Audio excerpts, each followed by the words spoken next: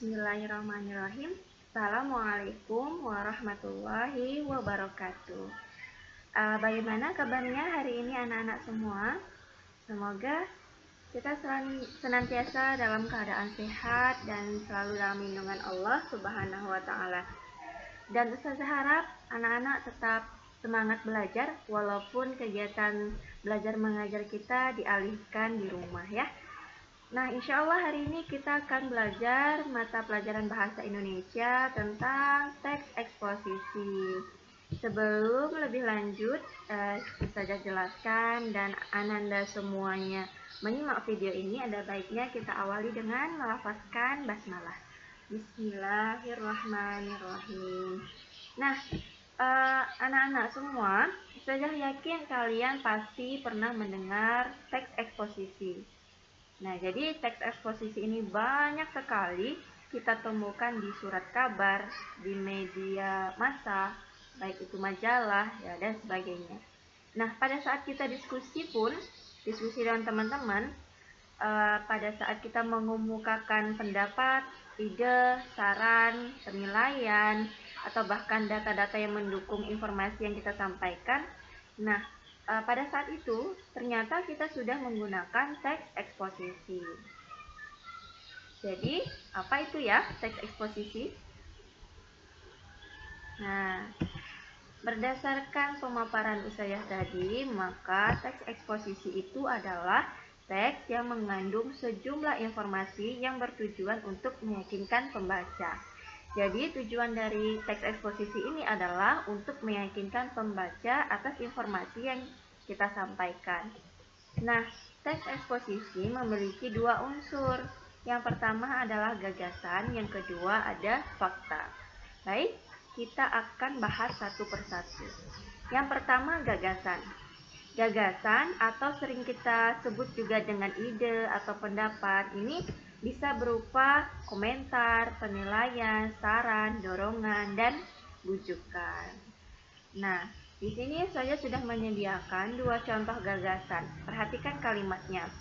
Jika pemerintah tidak cepat bertindak dalam 10 tahun mendatang, hutan Sumatera akan musnah dan akan diikuti dengan musnahnya hutan Kalimantan. Jadi kalimat ini merupakan contoh dari gagasan yang ditujukan kepada pemerintah. Contoh pendapat yang ditujukan kepada pemerintah.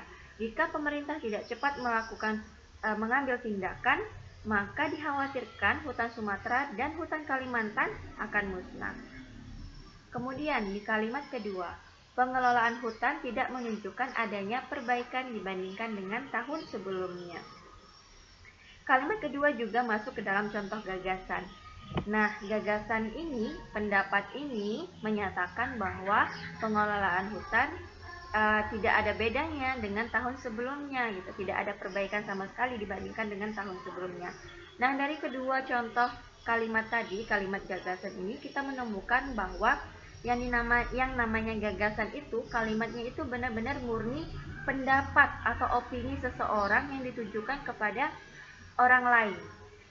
Nah, itu masuk ke dalam gagasan. Kemudian contoh unsur yang kedua adalah fakta. Nah, fakta adalah keadaan atau peristiwa yang merupakan kenyataan. Dalam sederhananya, fakta itu adalah sesuatu yang benar-benar terjadi. Nah, kita perhatikan contohnya. Nah, contoh kalimat pertama, contoh fakta yang pertama. Selama bulan Januari sampai Oktober, 45% dari keseluruhan titik kebakaran terkonsentrasi di Pulau Riau. Kalimat ini mencantumkan data bulan, persentase berupa angka, kemudian tempat terjadinya peristiwa. Makanya kalau kita membuat kalimat fakta atau contoh fakta ini, kita harus menampilkan kapan terjadinya peristiwa tersebut, kemudian data statistiknya, kemudian tempatnya. Pada dasarnya fakta ini mencantumkan data-data yang diperlukan untuk memperkuat gagasan yang kita sampaikan.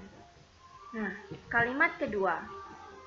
Kemudian pada bulan Oktober terjadi kenaikan jumlah titik kebakaran yang cukup signifikan di Provinsi Riau, Sumatera Barat, dan Jambi. Sama halnya dengan kalimat yang pertama, di kalimat kedua juga mencantumkan data, baik itu bulan, kemudian tempat terjadinya peristiwa. Kemudian kita masuk kepada jenis-jenis paragraf berdasarkan letak gagasan umumnya. Nah, setiap teks, baik itu teks eksposisi, teks observasi, kemudian teks narasi, teks deskripsi, itu pasti memiliki gagasan umum.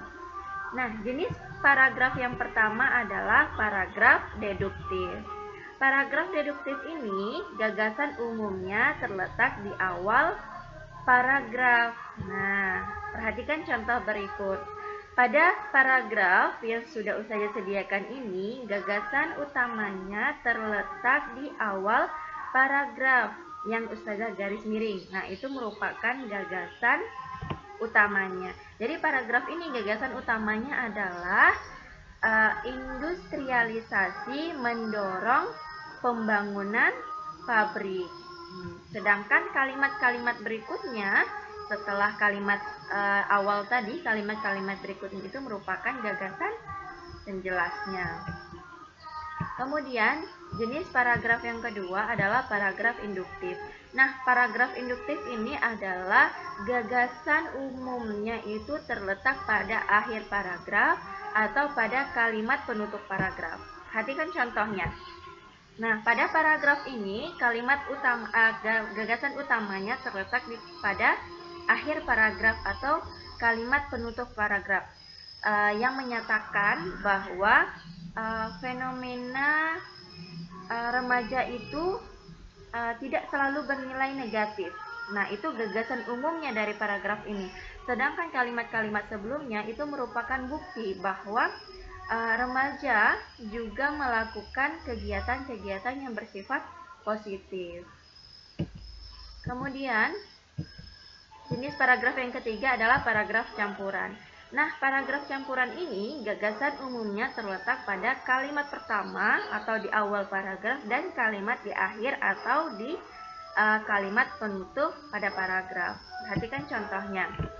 Nah, pada contoh paragraf ini kita menemukan bahwa kalimat di awal paragraf ini merupakan gagasan umumnya, yaitu tentang saya berkeyakinan kalau Indonesia memfokuskan diri pada sektor bisnis, agrobisnis, tidak ada negara lain yang mampu menandingi kita.